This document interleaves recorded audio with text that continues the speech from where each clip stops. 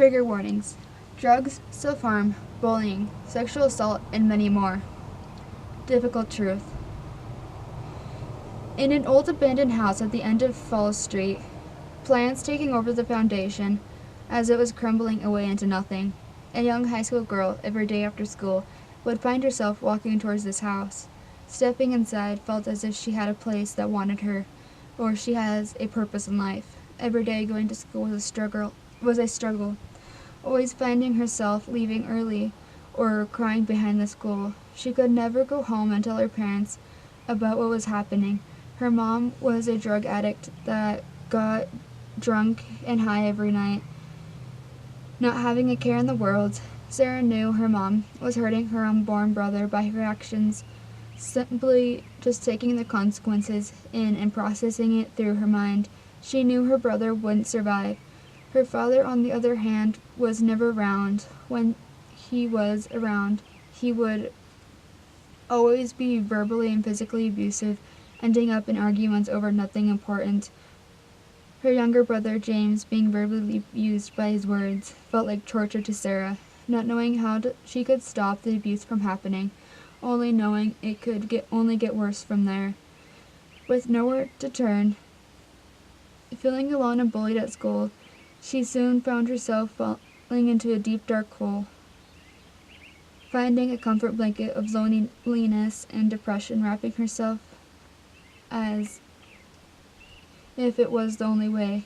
It was a normal day for Sarah, dragging herself out of bed, waking up her little brother, getting ready for school, making breakfast, and making sure they both got on the bus.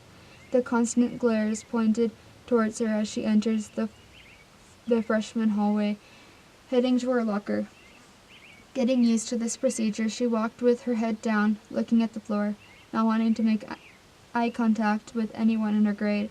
As usual, she opened her locker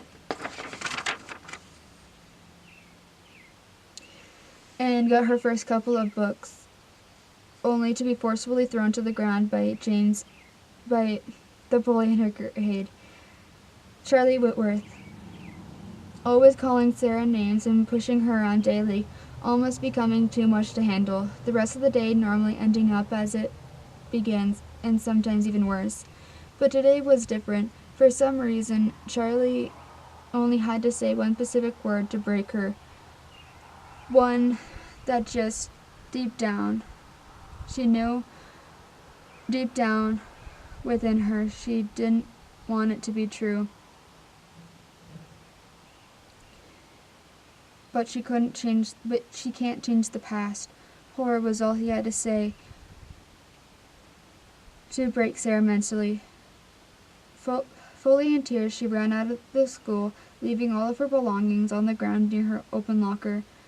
Running as fast as she could, nonstop, running to the old abandoned house that she could call home, slamming the door quickly behind her, leaving splinters in the palm of her hand. Not caring, big droplets of tears landing on the torn carpet as she ran to the nearest bedroom and closed the door. Seeing the mess of the time before, blood stains on the mattress and the sharp objects scattered across the floor around the mattress. Her heart pounding, thud, thud, thud, and her mind racing, not able to focus on just one thought by itself. Fastly she stepped and sat on the empty area on the mattress, slowly pulling her knees to her chest, unwanted thoughts racing through her mind. Only one thought came to mind. She felt like it was her only hope, her only freedom. She reached her shaky hand into her pocket and removed her pocket knife slowly. Only looking at it, her mind went blank, not able to think, only act. She drew the blade out and brought it to her arm, not minding or taking the time to pull her sleeve up. Cutting through the fabric, only thinking of one thing: this is the only way. Beginning to taste metal in her mouth as the blade entered the skin. No one knew where Sarah was that night. Didn't question nor went looking. Her belongings still in the same spot as she left them at school. James cried himself asleep in Sarah's bed that night, not knowing where his sister was. Her parents not even bothering to look or even check to see if she was home. The next morning, James skipped school to go look for his missing sister. First, finding clues at school about what had happened. Looking at her school supplies scattered around, he just simply crouched down and gathered them up. Shutting her locker and bringing the backpack with him. Walking down the end of the street, he saw the abandoned house that he's seen his sister walk into thousands of times. He decided to give it a shot. Walking into the house, he instantly felt chills crawl over his skin like ants. Starting his search, he went through the first couple of rooms, no sign of Sarah anywhere. Calling her name, he got no response. Taking James an hour to look through all the rooms but one. What was behind the door? He asked himself as he opened the door, falling to his knees, with tears streaming down his face. He saw his sister laying motionless on the blood-stained mattress.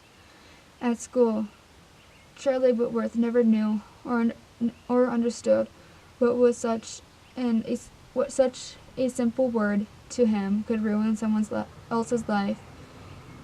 James was the only one who knew the full story of what has happened in his sister's life.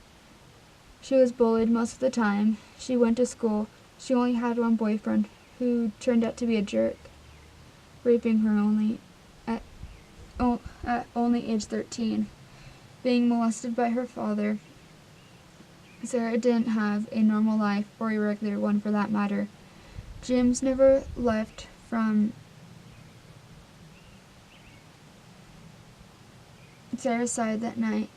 Nobody ever came looking for them. He stayed there, feeling the same blanket as Sarah had, wrap around him and leave him in sorrow and pain.